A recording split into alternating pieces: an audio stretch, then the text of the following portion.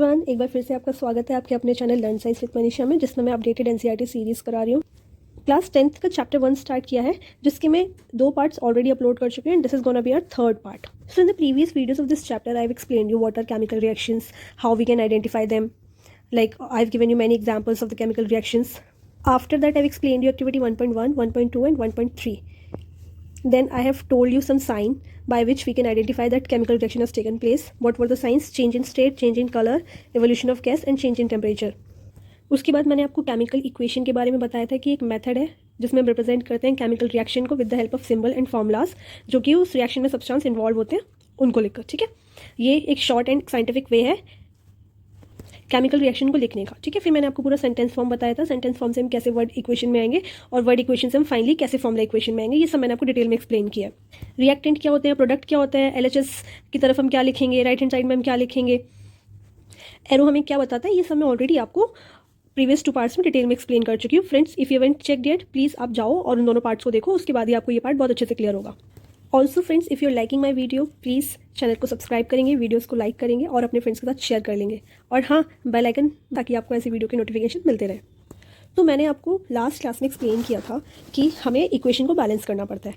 और बैलेंसिंग हम क्यों करते हैं, क्योंकि हमने पढ़ा है law of conservation of mass के बारे में, जो हमें बताता है क्या कि किसी भी केमिकल रिएक्शन में मास ना ही बन सकता है, ना ही वो डिस्ट्रॉय होगा। मास को आप ऐसे समझ लो कि रिएक्शन में आपने जो भी एलिमेंट्स लिए ना, उनके जितने भी एटम्स हैं वो सारे रिएक्शन में प्रोडक्ट में कन्वर्ट होंगे। समझ रहे हो? इसका मतलब है कि जितने नंबर ऑफ एटम रिएक्टेंट में है किसी भी एलिमेंट के, उतने ही नंबर ऑफ एटम प्रोडक्ट में भी होने चाहिए। क्योंकि जो law of conservation of mass कहता है वो कहेगा कि ना तो रिएक्शन में मास बन सकता है, ना ही कम हो सकता है। ठीक है, तो उसको जस्टिफाई करने के लिए हमारी जो इक्वेशन है उसमें दोनों तरफ, रिएक्टेंट की तरफ, प्रोडक्ट की तरफ, सभी एलिमेंट्स के नंबर ऑफ एटम्स सेम होने चाहिए।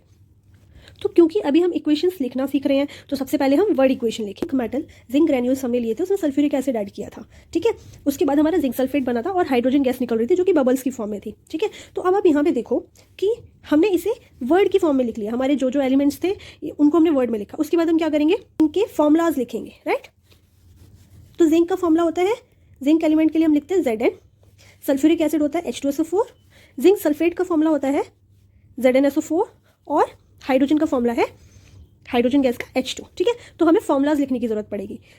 अब जब हमने फॉर्मुलाज लिख लिए, उसके बाद ये हमारी एक स्केलेटल इक्वेशन बन गई। ठीक है, अब इसमें हम चेक करेंगे कि हमारे सारे एलिमेंट्स के नंबर ऑफ एटम्स इक्वल हैं दोनों तरफ या नहीं, ये हमें चेक करना होगा। ठीक है, let us examine the number of atoms of different element on both sides of the arrow. अब इस एरो के लेफ्ट हैंड में हमारा क्या था, मैंने आपको बताया था रिएक्टेंट लिखते हैं और इस तरफ हम प्रोडक्ट लिखते हैं। तो जब भी हमारे पास कोई इक्वेशन होगी स्केलेटल इक्वेशन, उसको सबसे पहले हम चेक करेंगे कि उसमें नंबर ऑफ एटम्स सारे एलिमेंट्स के इक्वल हैं या नहीं। चलो देखते हैं कैसे चेक करने हैं। चलो स्टार्ट करते हैं। सबसे पहले हम क्या करेंगे, हम देखेंगे कि कौन कौन सा एलिमेंट है। जिंक है, ठीक है, हमने जिंक लिख लिया, इधर भी जिंक है ना। उसके बाद हमारा ये हाइड्रोजन है, राइट, हाइड्रोजन एलिमेंट। ये क्या है, सल्फर, और ये क्या है, ऑक्सीजन। ठीक है, हमने सारे एलिमेंट लिख लिए। अब यहाँ पे चेक करते हैं, यहाँ पर भी जिंक है, सल्फर भी है और ऑक्सीजन भी है और हाइड्रोजन यहाँ पर है। ठीक है, सारे एलिमेंट्स लिख लिए। अब हम क्या करेंगे, 1 बाय 1 काउंट करेंगे कि हमारे रिएक्टेंट में कितने जिंक है और प्रोडक्ट में कितने जिंक है। चलो रिएक्टेंट में देखो, जिंक के आगे कुछ है, नहीं है, कोई भी कोफिशिएंट नहीं है।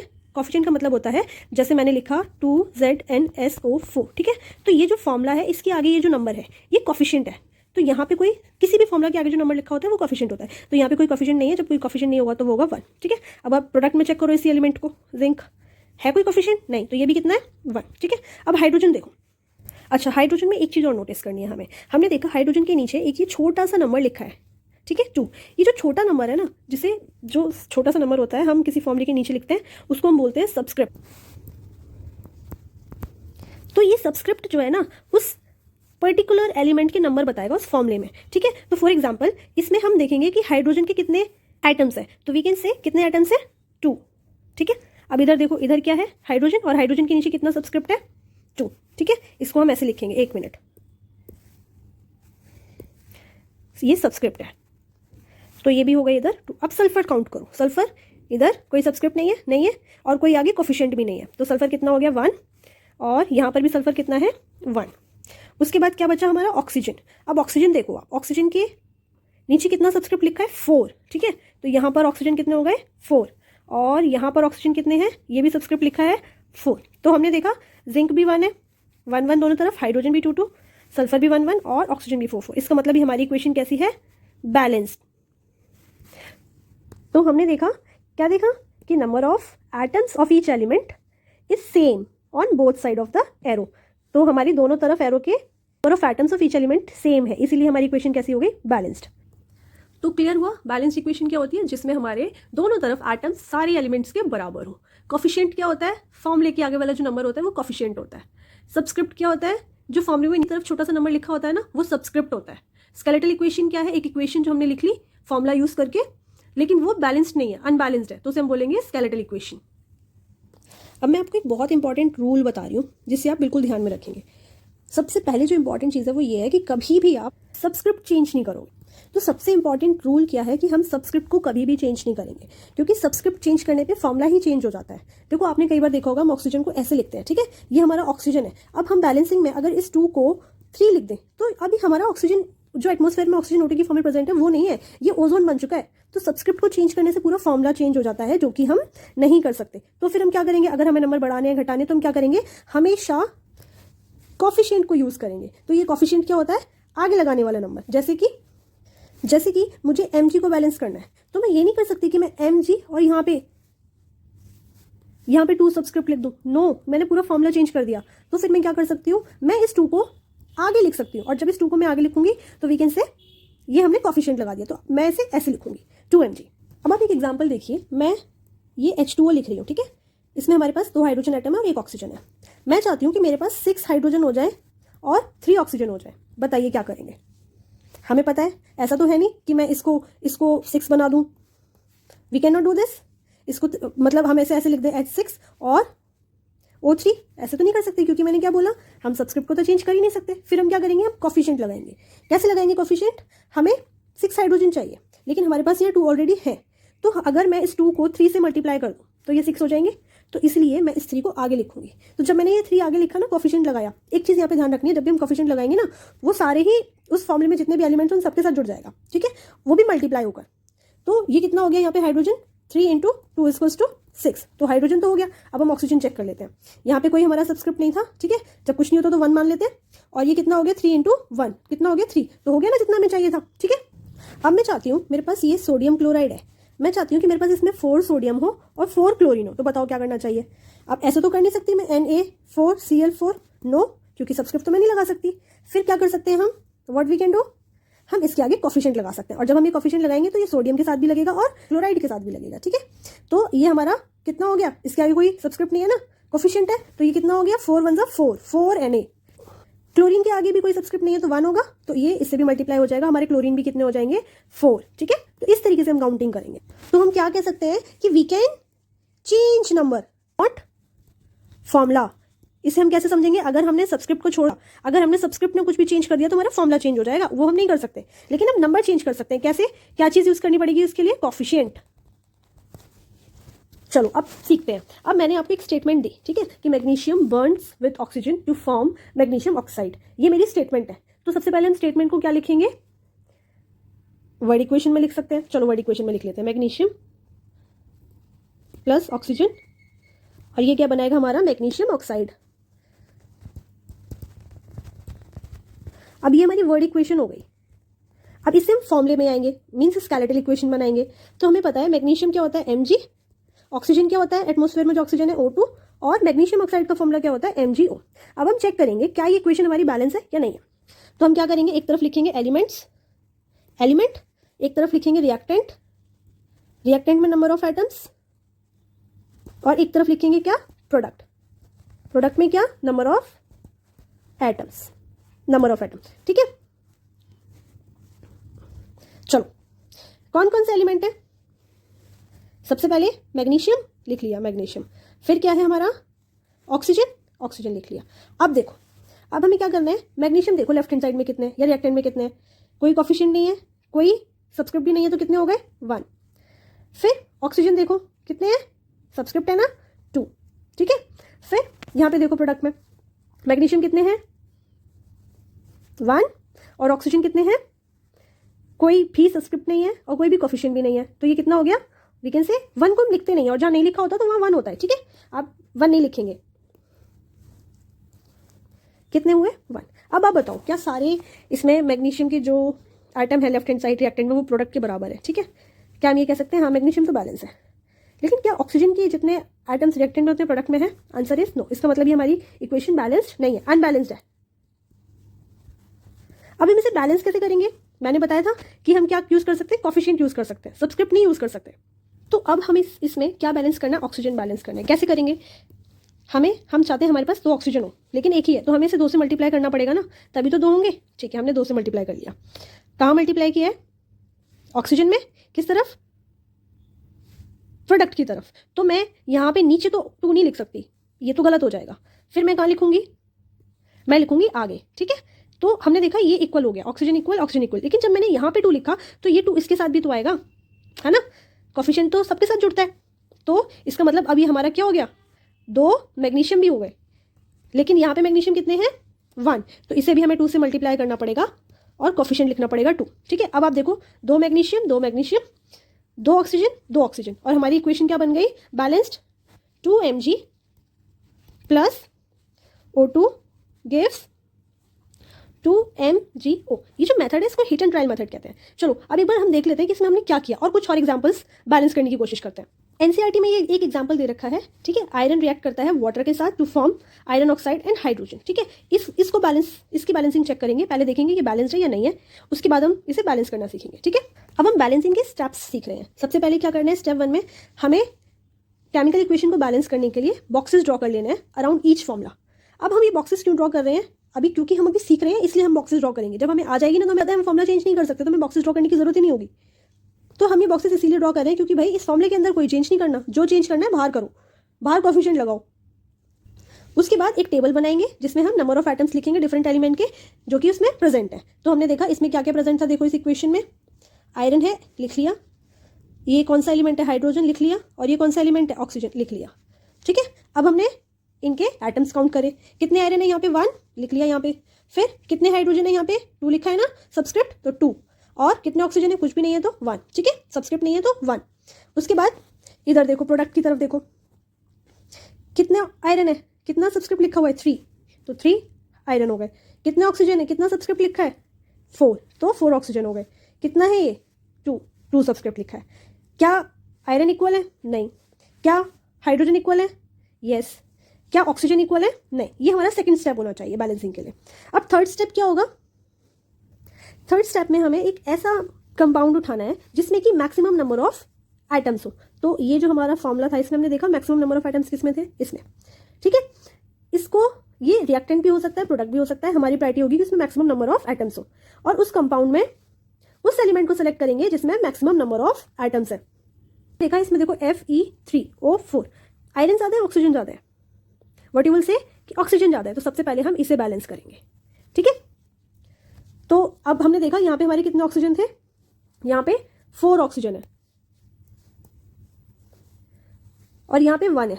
तो हमें क्या करना पड़ेगा? इसे 4 से मल्टीप्लाई करना पड़ेगा, फिर ये 4 हो जाएगा, है ना? हमने लेकिन जब इसे 4 से मल्टीप्लाई किया तो वो 4 तो हमें यहाँ लिखना पड़ेगा हाइड्रोजन के आगे। जब हमने यहाँ 4 लिखा तो हमने देखा कि वो हाइड्रोजन से भी तो मल्टीप्लाई हो रहा है और हाइड्रोजन का नंबर भी तो चेंज हो रहा है। हाइड्रोजन कितने हो गए फिर? 2 × 4 = 8, लेकिन यहाँ पे हाइड्रोजन कितने हैं? 2। तो यहाँ पे हमारा ऑक्सीजन तो बैलेंस हो गया, लेकिन हमारे हाइड्रोजन हो गए 8 और यहाँ पर है 2, और आयरन भी अभी बैलेंस नहीं है। तो एक बार फिर से काउंट करने के बाद फिर से बैलेंसिंग करेंगे। तो पहले हाइड्रोजन को बैलेंस कर लेते हैं। क्या करना पड़ेगा हाइड्रोजन को बैलेंस करने के लिए? हमें 8 हाइड्रोजन बनाने हैं, हमारे पास 2 हाइड्रोजन हैं। तो अगर मैं इसे 4 से मल्टीप्लाई कर दूँ तो हमारे हाइड्रोजन कितने हो जाएंगे? 8, है ना? तो हाइड्रोजन को मल्टीप्लाई किया, हाइड्रोजन को बढ़ाया, तो 4 हमें यहाँ लिखना पड़ेगा, इसका मतलब 4H2। अब हमारा हाइड्रोजन भी बैलेंस हो गया। अब क्या बचा? सिर्फ आयरन बचा है। तो आयरन यहाँ पे कितने हैं? 3, और यहाँ पे कितना है? 1। तो मुझे इसे 3 से मल्टीप्लाई करना पड़ेगा तभी ये 3 बनेगा, तो मुझे यहाँ पे लिखना पड़ेगा 3। तो अब हमारी इक्वेशन क्या बन गई? हमारी इक्वेशन बनी 3Fe + 4H2O।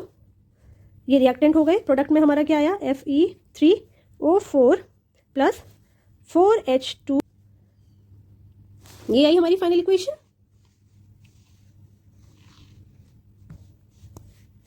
अब इसे चेक भी करना है, कर लेते हैं। आयरन कितने हैं? 3। एक बार चेक कर लेते हैं आयरन कितने हैं रिएक्टेंट में और प्रोडक्ट में। कितने आयरन इधर? 3, और इधर भी कितने हैं? 3। फिर हाइड्रोजन कितने हैं इधर? 8, और इधर भी कितने हैं? 8। और फिर इधर ऑक्सीजन कितने हैं? 4 और इधर भी कितने ऑक्सीजन 4। तो ये हमारी इक्वेशन बैलेंस हो चुकी। चलो अब कुछ और इक्वेशंस बैलेंस करके देखते हैं। फॉर एग्जांपल ये क्वेश्चन 1 है जिसमें हम हाइड्रोजन की रिएक्शन हो रही है ऑक्सीजन गैस के साथ और हमारा वाटर फॉर्म हो रहा है। ये वाटर है, ये ऑक्सीजन है और ये हाइड्रोजन है। क्लियर। अब इसे हम चेक करेंगे कि सबसे पहले ये बैलेंस्ड है या नहीं। कैसे करेंगे? एलिमेंट्स लिखेंगे, number of atoms in reactant. ये आप जितनी प्रैक्टिस करोगे ना उतना आपके लिए इजी हो जाएगा। स्टेप्स नहीं पूछते आपसे उनको फाइनल रिएक्शन चाहिए, फाइनल बैलेंस रिएक्शन चाहिए। तो जितनी आप प्रैक्टिस करोगे आप उतना इजीली बैलेंस करना सीख जाओगे। नंबर ऑफ एटम्स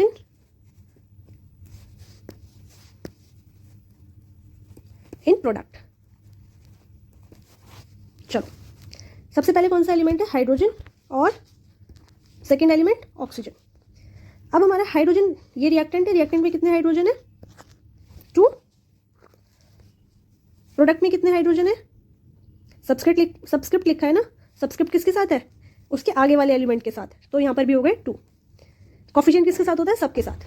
अब ऑक्सीजन चेक करो, ऑक्सीजन में क्या है? रिएक्टेंट में कितने ऑक्सीजन है? 2। प्रोडक्ट में कितने ऑक्सीजन है? ना कोई कोफिशिएंट है ना ही कोई सबस्क्रिप्ट है, इसका मतलब 1। क्या ये हमारी इक्वेशन बैलेंस्ड है? नो, ये हमारी बैलेंस्ड नहीं है। फिर हम क्या करेंगे? हम इसे बैलेंस करेंगे। कैसे बैलेंस करेंगे? जो बैलेंस नहीं है एटम उसको बैलेंस करेंगे। तो हमने क्या किया, अगर मैं इसे 2 से मल्टीप्लाई कर दूं ऑक्सीजन को, तो मैं प्रोडक्ट की साइड हमें 2 ऑक्सीजन चाहिए, तो मैं पीछे तो यहाँ तो लिख नहीं सकती, ये तो गलत हो जाएगा। तो मेरे को 2 कहाँ लिखना होगा? आगे। जब मैंने आगे लिखा तो ये ऑक्सीजन तो हो गया बैलेंस, लेकिन ये कोफिशिएंट तो हाइड्रोजन के साथ भी हो गया। तो ये हमारा 2 से भी ये भी मल्टीप्लाई हो गया। ये कितने हो गए? 4। अब हमारा ऑक्सीजन तो बैलेंस हो गया लेकिन हाइड्रोजन बैलेंस नहीं है। इसको बैलेंस करने के लिए हमें इसे 4 बनाना पड़ेगा। कैसे बनेगा? 2 से मल्टीप्लाई करके। यहाँ पे भी 2 से मल्टीप्लाई करना पड़ेगा। तो हमारी फाइनल बैलेंस रिएक्शन क्या बनेगी बताओ? 2H2 plus O2 gives 2H2O। चलो एक क्वेश्चन और करते हैं। ये इक्वेशन है, चेक करते हैं क्या ये बैलेंस है या नहीं है। एक बार इसे फटाफट चेक कर लेते हैं। हमने देखा इधर कितने एल्यूमिनियम 1, इधर कितने एल्यूमिनियम 2, नहीं है बैलेंस। ऑक्सीजन कितने इधर 2 और इधर 3, इसका मतलब बैलेंस नहीं है, तो हमें बैलेंस करना पड़ेगा। अगर हमें सिर्फ चेक करके बताना होता है ये बैलेंस्ड है या बैलेंस्ड नहीं है या अनबैलेंस्ड है, तो हम इजीली बता देते हैं ऐसे चेक करके। लेकिन अब हमें इसे बैलेंस करना पड़ेगा, तो हमें लिखना पड़ेगा।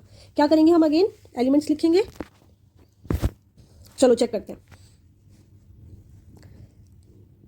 कितने एल्यूमिनियम रिएक्टेंट में। एल्यूमिनियम एटम कितने हैं? 1। प्रोडक्ट में कितने हैं? 2। और क्या एलिमेंट है हमारे पास? ऑक्सीजन। कितने ऑक्सीजन है रिएक्टेंट में? 2 और इधर कितने हैं? 3। बैलेंसिंग नहीं है, ठीक है। तो सबसे पहले हम इसे उठाएंगे क्योंकि इसमें सबसे ज़्यादा क्या है? इस फॉर्मूले में सबसे ज़्यादा एलिमेंट्स है, इसलिए इस फॉर्मूले को उठाएंगे। इसमें भी एल्यूमिनियम को बैलेंस करेंगे, ऑक्सीजन को बैलेंस करेंगे, क्योंकि अगर हम एलिमेंट में देखें तो ऑक्सीजन में सबसे ज़्यादा नंबर ऑफ एटम्स है, ठीक है। तो अब हमें इसे बैलेंस करना होगा। कैसे बैलेंस करेंगे? इधर 3 है और इधर कितने हैं? 2। तो हमें क्या करना होगा? हम इधर अगर 2 से मल्टीप्लाई कर दें और इधर 3 से मल्टीप्लाई कर दें तो 6 हो गया, ठीक है। तो इधर हमने किससे मल्टीप्लाई किया? 2 से। तो मैंने यहाँ पे लिख दिया क्या?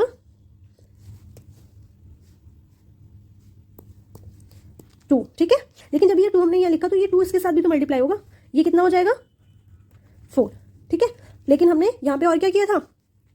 इसे भी तो 3 के साथ मल्टीप्लाई किया था, तो ये हो गया 6। ऑक्सीजन तो बैलेंस हो गया 6। लेकिन अब हमारा एल्यूमिनियम बैलेंस नहीं है, तो अब हम इसे क्या करेंगे? 4 बनाना है, 1 है तो किससे मल्टीप्लाई करना पड़ेगा? 4 से। तब हमारा बन जाएगा 4। तो ये हमने यहाँ लिख दिया 4। तो हमारी बैलेंस इक्वेशन क्या आई? 4 एल्यूमिनियम प्लस 3 ऑक्सीजन गिव्स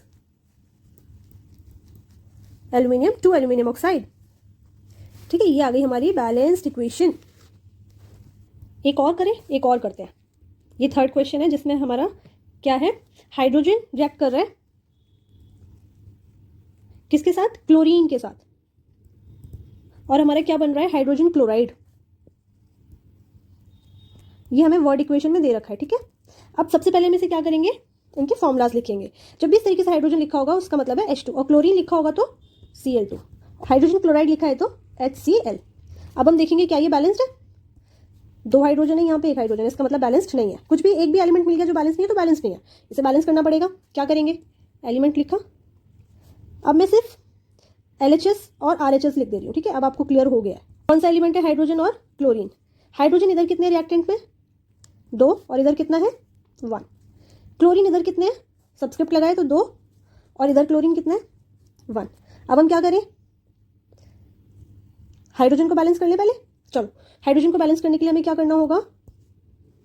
इसे 2 से मल्टीप्लाई करना होगा, तब हमारा 2 होगा। इसका मतलब 2 से मल्टीप्लाई किया, 2 यहाँ लिख दिया। अब हमने देखा जब हमने ये 2 यहाँ लिखा तो ये हाइड्रोजन के साथ भी आया और क्लोरीन के साथ भी आया। इसका मतलब ये यहाँ भी मल्टीप्लाई हो गया। ठीक है, तो अब हमारा ये भी इक्वल हो गया, क्लोरीन और हाइड्रोजन भी इक्वल हो गया। इसका मतलब इक्वेशन बैलेंस हो चुकी है। ये अब आपके लिए होमवर्क है। ठीक है, क्या है होमवर्क? हाइड्रोजन हमारा रिएक्ट कर रहा है किसके साथ? नाइट्रोजन के साथ, और ये हमारा बनाएगा अमोनिया। इनके फॉर्मूलाज भी आप लिखोगे और इस इक्वेशन को बैलेंस भी करके दिखाओगे। चलो अब एक बार पढ़ लेते हैं कि एनसीईआरटी क्या कह रही है। तो हमने बॉक्स बना लिए थे। बॉक्स हम इसलिए बनाते हैं क्योंकि हमें पता है इसके अंदर नहीं छेड़ना कुछ भी। बाहर आप लिख सकते हो, अंदर नहीं टच करोगे। और चेक करेंगे हम एलिमेंट्स लिखकर, हम देखेंगे क्या बैलेंस नहीं है। और तो अब इसमें जैसे हाइड्रोजन इक्वल नहीं था, हाइड्रोजन को इक्वल करने के लिए हमें मल्टीप्लाई करना पड़ेगा, इसीलिए हमने यहाँ पे 4 लिख दिया। अब हाइड्रोजन कितने हो गए? 8, और यहाँ पे भी कितने? 8। इसका मतलब हाइड्रोजन बैलेंस हो गया। उसके बाद जो इक्वेशन हमने बनाई है उसमें थर्ड एलिमेंट लेंगे जो भी बैलेंस नहीं था, उसको बैलेंस कर लेंगे। और ये देखो हमने यहाँ पे बैलेंस कर लिया, 3 हो गया, 3 हो गया। हमारी बैलेंस इक्वेशन ये आ गई। और लास्ट में बैलेंस करने के बाद भी एक बार जरूर वेरीफाई करेंगे एलिमेंट्स के नंबर ऑफ एटम काउंट कर कि फाइनली बैलेंस है या नहीं है। तो हमने देखा यहाँ पे ये बैलेंस हो चुकी है। अब यहाँ पे क्योंकि सारे एलिमेंट के एटम्स बराबर हैं दोनों साइड, इसीलिए ये बैलेंस्ड इक्वेशन है। और ये जो मेथड है जिस तरीके से हम बैलेंस कर रहे हैं एक एक एलिमेंट को स्टेप बाय स्टेप, इसको बोलते हैं हिट एंड ट्रायल मेथड। हम हिट एंड ट्रायल मेथड्स में इक्वेशन को बैलेंस कर रहे हैं किससे? By using smallest whole number coefficient. Coefficient ही तो लगाते हैं ना बैलेंस करने के लिए। ठीक है, अब सुनो, अगर हम चाहें कि इस इक्वेशन से हमें और ज़्यादा इन्फॉर्मेशन मिले, और ज़्यादा रिएक्शन के बारे में पता चले, कैसी रिएक्शन हो रही है, हमने उसमें जो सब्सटेंसेस लिए हैं वो हमारे सॉलिड हैं, लिक्विड है, गैस है, ये हमने वाटर में मिला के लिए हैं, फिर वो रिएक्शन किस टेम्परेचर पर हो रही है, क्या उस रिएक्शन को कराने के लिए किसी चीज़ की ज़रूरत है जो उस रिएक्शन की स्पीड बढ़ा दे। तो ऐसी एक्स्ट्रा इन्फॉर्मेशन भी कई बार हमें रिएक्शन से पता चलती हैं, और या फिर हम अपनी रिएक्शन से, इक्वेशन से ऐसी एक्स्ट्रा इन्फॉर्मेशन भी देते हैं। ठीक है, तो हम क्या करेंगे उसके लिए? चलो पढ़ते हैं। Writing symbols of physical states. तो हम अपनी इक्वेशन को और ज़्यादा इन्फॉर्मेटिव बनाने के लिए उसमें सिंबल्स लिख सकते हैं। जैसे कि देखो हमारी जो इक्वेशन थी 1.9, उसमें क्या हमें ये पता चल रहा है कि हमने उसमें जो सब्सटेंसेस लिए हैं उनकी फिजिकल स्टेट क्या है, या जो उसमें प्रोडक्ट बने उसमें फिजिकल स्टेट क्या बनी है। इसके रिगार्डिंग कोई भी इन्फॉर्मेशन इक्वेशन में नहीं है, लेकिन हम इक्वेशन में इन्फॉर्मेशन दे सकते हैं। कैसे? देखो, फिजिकल स्टेट का मतलब है जो हमने सब्सटेंसेस लिए, ठीक है, वो या तो सॉलिड फॉर्म में होंगे, या लिक्विड में होंगे, या वो गैस होंगे, या फिर हम उन्हें वाटर में मिक्स करके लेंगे। जिससे वाटर सोल्यूशन कि किसी चीज को हम वाटर में मिक्स करके ले रहे हैं तो वहां पे एक्वस लिखेंगे। ठीक है, अब इनको हम शॉर्ट में रिप्रेजेंट कर, कैसे रिप्रेजेंट करेंगे? देखो, सॉलिड के लिए ब्रैकेट में स्मॉल एस लिखेंगे, लिक्विड के लिए ब्रैकेट में स्मॉल एल लिखेंगे, गैस के लिए ब्रैकेट में स्मॉल गैस लिखेंगे, और वाटर के लिए ब्रैकेट में स्मॉल ए क्यू। ठीक है, तो जब भी हम मेटल्स लेते हैं, आपको याद है ना, जिंक लिया था हमने मेटल, जिंक ग्रैन्यूल्स लिए थे, तो जिंक ग्रैन्यूल्स हमने कैसी फॉर्म में लिए? सॉलिड फॉर्म में। तो हम जब रिएक्शन लिखेंगे तो उसके साथ में एस लिखेंगे ताकि हमें इन्फॉर्मेशन मिले, जिंक के बारे में और इन्फॉर्मेशन मिल रही है कि जिंक जो हमने लिया था वो सॉलिड फॉर्म में था। ऐसे ही आप देखो यहाँ पे हमने जब आयरन को रिएक्ट कराया वाटर के साथ, तो आयरन जो था हमारा वो कैसे था? सॉलिड था, इसलिए हमने ब्रैकेट में स्मॉल एस लिखा है। फिर हमने वाटर के साथ रिएक्ट कराया, अब ये वाटर यहाँ पे जी क्यों लिखा है? क्योंकि वाटर तो लिक्विड है। तो हमने वाटर जो लिक्विड वाला वाटर है उससे रिएक्ट कराया, या जो वाटर स्ट्रीम बन गया या फिर गैस की फॉर्म में जो वाटर है उससे रिएक्ट कराया? इसमें हमने किससे रिएक्ट कराया? गैस से, या फिर वी कैन से स्ट्रीम। ये यहाँ पे हमने क्या लिखा? गैस, कि हमारा जो वाटर था वो गैसियस फॉर्म में था। फिर हमारे क्या बना? Fe3O4 बना। अभी जो Fe3O4 बना ये कैसा है? ये हमारा सॉलिड बना, और हमारी इसमें हाइड्रोजन गैस भी निकलती है। हाइड्रोजन क्या है? गैस जो कि रिलीज हो रही है, तो हमने हाइड्रोजन के लिए क्या लिखा? गैस। क्लियर हुआ? तो रिएक्शन को हम और भी ज्यादा इन्फॉर्मेटिव बना सकते हैं। कैसे? अगर हम उसमें फिजिकल स्टेट मेंशन कर दें, जो भी चीजें उस रिएक्शन में पार्टिसिपेट कर रही हैं, रिएक्टेंट है या फिर प्रोडक्ट है, उसकी फिजिकल स्टेट को मेंशन करके। एक और इक्वेशन देखें जो हम बार बार पढ़ते आ रहे हैं। देखो, हमारी इक्वेशन थी जिंक रिएक्ट करता है किसके साथ? सल्फ्यूरिक एसिड के साथ, और क्या बनाता है? जिंक सल्फेट, और क्या बना? गैस। ठीक है, अब मैं इस इक्वेशन को और इन्फॉर्मेटिव कैसे बना सकती हूँ बताओ। हमें पता था जिंक हमने कैसे लिया था? सॉलिड फॉर्म में, तो जिंक के आगे हम क्या लिख देंगे? Small S. और हमने H2SO4 कैसे लिया था? डाइल्यूट। जब भी डाइल्यूट वर्ड आ जाएगा ना, इसका मतलब उसमें वाटर मिला हुआ है, तो इसके साथ में क्या लिखूंगी? एक्वस। फिर हमारा प्रोडक्ट कैसा बना था? एक सोल्यूशन फॉर्म हुआ था जिंक सल्फेट का। सोल्यूशन है मींस वाटर में फॉर्म हुआ है। ठीक है, तो हम क्या लिखेंगे? जिंक सल्फेट, वाटर के लिए एक्वस। और क्या बना था हमारे? Hydrogen gas. किस फॉर्म में, गैस की फॉर्म में, बबल्स बन रहे थे ना। तो इस तरीके से इक्वेशन को बना के हमने इसमें इक्वेशन से रिलेटेड और इन्फॉर्मेशन दे दी। चलो पढ़ के देखते हैं, क्या यही सब लिखा है।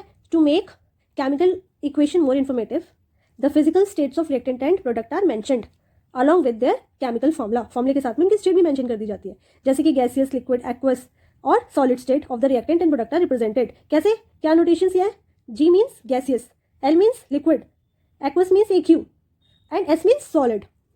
तो जब किसी चीज़ का सोल्यूशन प्रेजेंट होगा वाटर की फॉर्म में, या जब सोल्यूशन प्रेजेंट होगा वाटर की फॉर्म में, या किसी चीज़ में वाटर मिलाया जाएगा, तो वहाँ पे जो हो जाएगा हमारा एक्वस सोल्यूशन बन जाएगा। नोट दैट, यहाँ पे हमने क्या देखा कि वाटर के साथ G लिखा है। क्यों? क्योंकि यहाँ पे जो वाटर है, जो रिएक्शन हो रही है वो हमारी स्ट्रीम की फॉर्म में हो रही है, इसलिए हमने G लिखा। तो हमेशा आपको नहीं लिखना है ऐसा, लेकिन जब आपको बोल दिया जाए, स्पेसिफाई कर दिया जाए कि उसकी नीड क्या है, तो आपको लिखना पड़ेगा।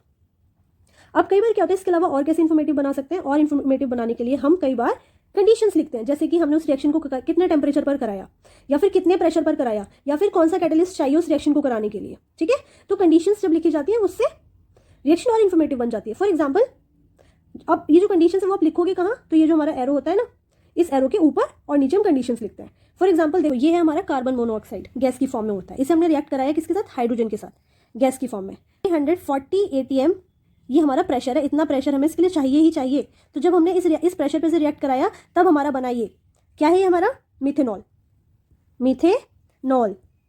ओके, तो ये जो रिएक्शन है इसमें हमने क्या देखा कि इसके लिए ये कंडीशन रिक्वायर्ड है, और वो कंडीशन हमने कहाँ लिख दी, एरो के ऊपर। अब नेक्स्ट इक्वेशन देखो, फोटोसिंथेसिस पढ़ा है ना। फोटोसिंथेसिस में क्या होता है, कार्बन डाइऑक्साइड रिएक्ट करती है किसके साथ, वाटर के साथ। अब इसके लिए फोटोसिंथेसिस के लिए हमें क्या चाहिए, सनलाइट चाहिए और क्लोरोफिल चाहिए। जब ये दोनों चीज़ होंगी तब ये रिएक्शन होगी ना। तो ये दोनों कंडीशंस है, हमने एरो के ऊपर और नीचे लिख दी। क्या बना, ग्लूकोज और ऑक्सीजन और वाटर। ठीक है, तो इस तरीके से हम हमारी इंजन को और ज़्यादा इन्फॉर्मेटिव बना सकते हैं। चलो अभी क्वेश्चन करते हैं। Why should a magnesium ribbon be clean before burning in air, कि हमें क्या जरूरत है, कि क्यों हम मैग्नीशियम रिबन को क्लीन कर रहे हैं उसे एयर में बर्न करने से पहले। तो आंसर है, मैग्नीशियम जो हमारे एटमॉस्फेयर में ऑक्सीजन प्रेजेंट है उसके साथ रिएक्ट करके मैग्नीशियम ऑक्साइड बना लेता है। ठीक है, उस मैग्नीशियम ऑक्साइड को रिमूव करते हैं हम जब हम उसको क्लीन करते हैं बिफोर बर्निंग। उसके बाद क्वेश्चन नंबर 2 में है, हमें क्या करना है, बैलेंस इक्वेशन लिखनी है इन केमिकल रिएक्शंस के लिए। 3 दे रखी है, ये तो मैं आपको करा चुकी हूँ। हाइड्रोजन प्लस क्लोरीन मिलकर बना रहे हैं हाइड्रोजन क्लोराइड। अब आप ये देखो, बेरियम क्लोराइड, एल्यूमिनियम सल्फेट और एल्यूमिनियम क्लोराइड। मैं आपको फॉर्मुलाज दे रही हूँ सबके, ठीक है, आप इसे खुद से बैलेंस करेंगे। तो बेरियम क्लोराइड का फॉर्मूला होता है BaCl2, एल्यूमिनियम सल्फेट का फॉर्मूला होता है, फिर हमारा बेरियम सल्फेट का फॉर्मूला होता है, और एल्यूमिनियम क्लोराइड का फॉर्मूला होता है। ठीक है, अब आप इसे बैलेंस करेंगे। नेक्स्ट है sodium plus water, sodium hydroxide and hydrogen. Sodium पता है ना क्या होता है, मैं यहाँ पर भी आपको फॉर्मुलाज दे रही हूँ। सोडियम के लिए Na, वाटर के लिए H2O, सोडियम हाइड्रोक्साइड के लिए NaOH और हाइड्रोजन के लिए H2।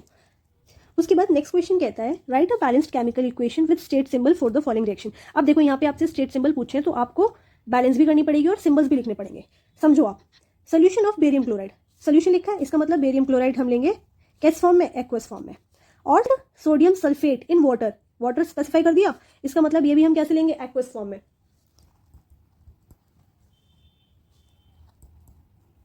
फिर ये रिएक्ट करके क्या बना रहे हैं, इनसॉल्युबल बेरियम सल्फेट बना रहे हैं। इनसॉल्युबल है, इसका मतलब सॉलिड होगा, प्रेसिपिटेट बन गए। ठीक है, तो क्या बना हमारा बेरियम सल्फेट, फॉर्मूला होता है BaSO4।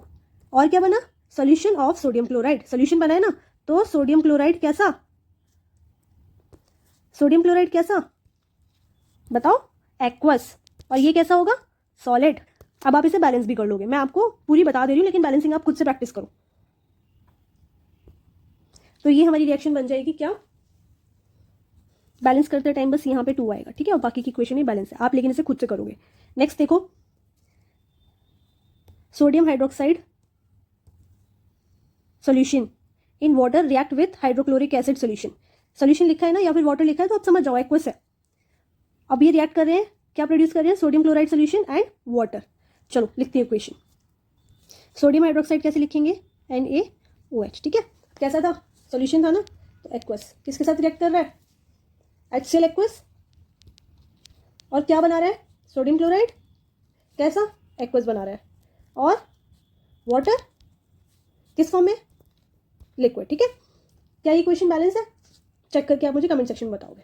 आज की क्लास के लिए इतना ही, types of reaction next class में करेंगे। आई होप आपको समझ आया होगा। अगर आपको ये वीडियोस अच्छी लग रही है friends, please subscribe my channel, video को लाइक कर देंगे और अपने फ्रेंड्स के साथ शेयर कर देंगे।